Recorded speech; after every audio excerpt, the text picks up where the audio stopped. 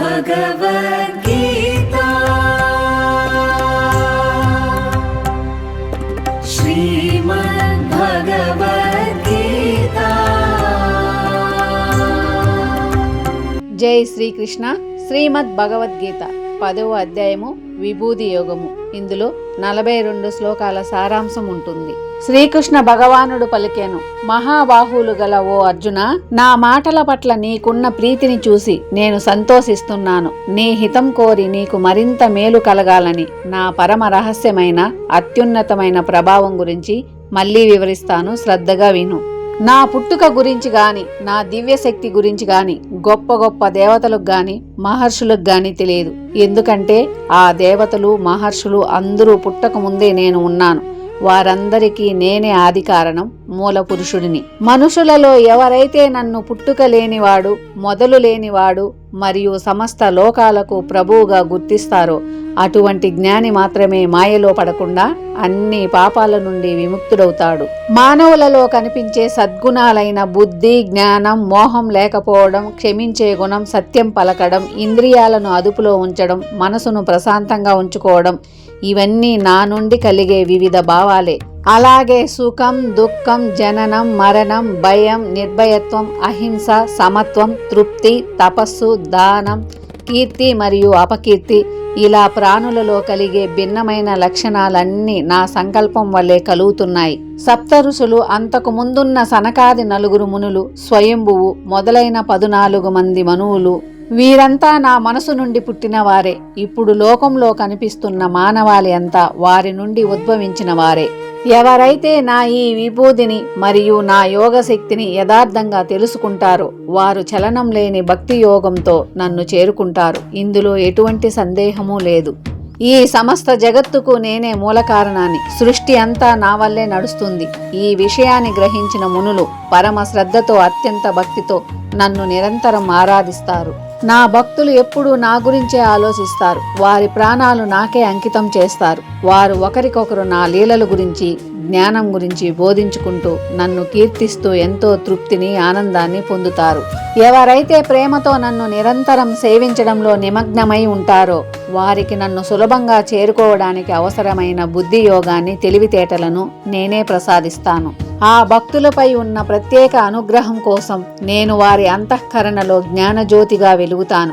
వారి హృదయాల్లో పేరుకుపోయిన అజ్ఞానం అనే గాఢాంధకారాన్ని నా జ్ఞాన ప్రకాశంతో నశింపజేస్తాను. అర్జునుడు ఇలా పలికెను, ఓ కృష్ణ, నీవు దేవదేవుడవు, పరబ్రహ్మవు, పరంధామవు, పరమమిత్రుడవు. నిన్ను శాశ్వతుడైన దివ్య పురుషుడిగా అందరూ కీర్తిస్తున్నారు. నిన్ను దేవఋషి నారదుడు, అసితుడు, దేవలుడు, వ్యాస మహర్షి వంటి అందరూ స్వయంగా పరమాత్మగా అంగీకరించారు.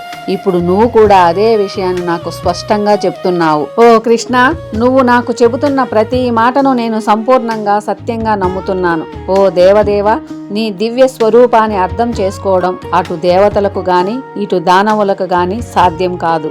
ఓ పురుషోత్తమ, సర్వకారణుడా, సర్వేశ్వరుడా, దేవదేవ, జగన్నాథ, నిన్ను నువ్వు మాత్రమే నీ స్వయం ప్రకాశం వల్ల తెలుసుకోగలవు తప్ప వేరే ఎవ్వరికీ అది సాధ్యపడదు. ఏ గొప్ప శక్తుల ద్వారా నువ్వు ఈ లోకాలన్నింటినీ వ్యాపించి వాటిని నియంత్రిస్తున్నావో ఆ నీ విభూతుల గురించి నాకు పూర్తిగా వివరింపుము. ఓ కృష్ణ, యోగేశ్వర, నిన్ను నేను ఎప్పుడు ఏ విధంగా ధ్యానించాలి? నా ధ్యానంలో నీవు ఏ ఏ వస్తువుల రూపంలో కనిపించి నన్ను అనుగ్రహిస్తావు?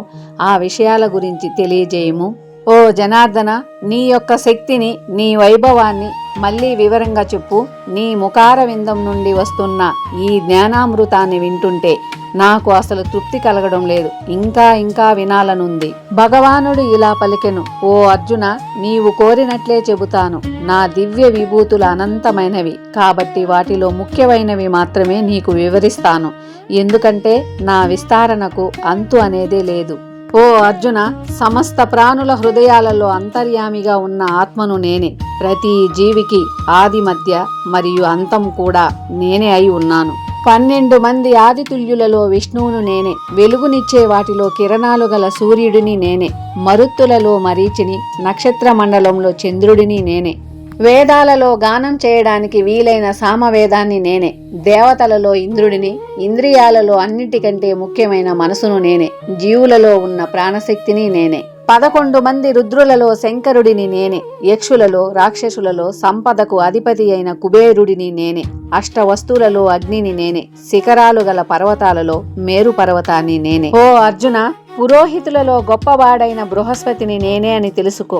యుద్ధ వీరులలో సేనాధిపతి అయిన కార్తికేయుడను నేనే, జలాశయాలలో అపారమైన సముద్రాన్ని నేనే, గొప్ప మహర్షులలో భృగు మహర్షిని నేనే, మాటలలో పరమాత్మను తెలిపే ఓంకారాన్ని నేనే, చేసే యజ్ఞాలలో హింస లేని జప యజ్ఞాన్ని నేనే, స్థిరంగా ఉండే వాటిలో హిమాలయ పర్వతాన్ని నేనే, వృక్షాలన్నిటిలో పవిత్రమైన రావి చెట్టును నేనే, దేవ ఋషులలో నారదుడిని నేనే, గంధర్వులలో చిత్రరథుడిని, సిద్ధులలో జ్ఞాని అయిన కపిల మహర్షిని నేనే, సముద్ర మదనంలో పుట్టిన గుర్రాలలో ఉచ్చస్రవం అనే శ్రేష్టమైన గుర్రాన్ని నేనే, గజరాజులో ఐరావతం అనే తెల్లని ఏనుగును నేనే, మనుషులలో అందరినీ పాలించే రాజును నేనే, ఆయుధాలలో గొప్పదైన వజ్రాయుధాన్ని నేనే, ఆవులలో కామధేనువును నేనే, సంతానాన్ని కలిగించే మన్మధుడిని నేనే, సర్పాలలో విషమున్న వాసుకి పామును నేనే, విషం లేని నాగులలో 1000 తలల శేషనాగును నేనే, జలప్రాణులకు అధిపతి అయిన వరుణుడిని నేనే, పితృదేవతలలో అర్యముడిని నేనే,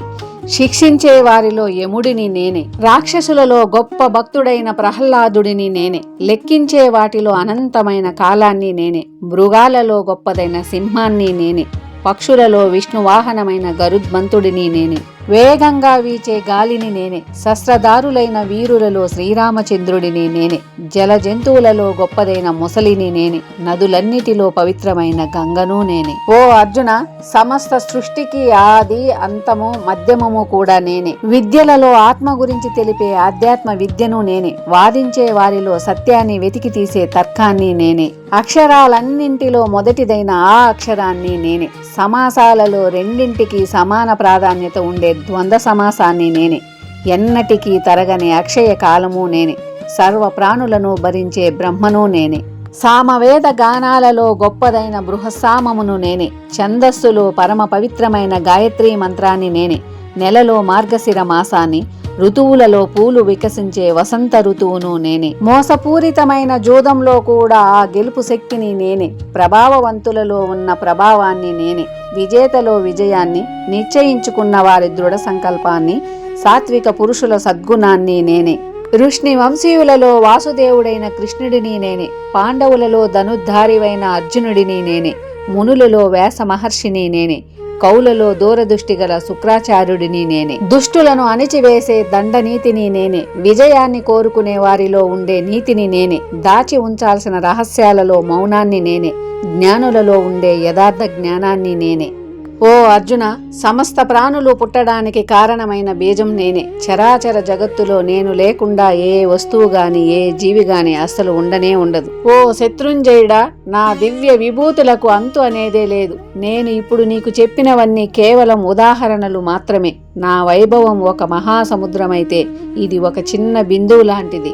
ఈ లోకంలో ఐశ్వర్యం గాని, అందం గాని, బలం గాని, కాంతి గాని ఎక్కడ కనిపించినా అది నా అనంతమైన తేజస్సులో ఒక అంశము మాత్రమేనని నువ్వు తెలుసుకో. కానీ ఓ అర్జున, ఇన్ని వివరాలతో నీకు పని ఏమిటి? నా యొక్క ఒకే ఒక్క చిన్న యోగశక్తితో ఈ అనంత కోటి బ్రహ్మాండాలను నేను సృష్టించి ధరించి నియంత్రిస్తున్నాను. శ్రీమద్ భగవద్గీత 10వ అధ్యాయము విభూతి యోగము. ఇందులో 42 శ్లోకాల సారాంశం ఇది. ఈ అధ్యాయం యొక్క భావాన్ని వివరించడంలో ఏవైనా పొరపాట్లు లేదా తప్పులు దొర్లి ఉంటే క్షమించగోరుచున్నాను. భగవంతుని కృపతో అందరికీ ఈ దివ్య జ్ఞానం లభించాలని కోరుకుంటూ సెలవు. సర్వం శ్రీ కృష్ణార్పణమస్తు.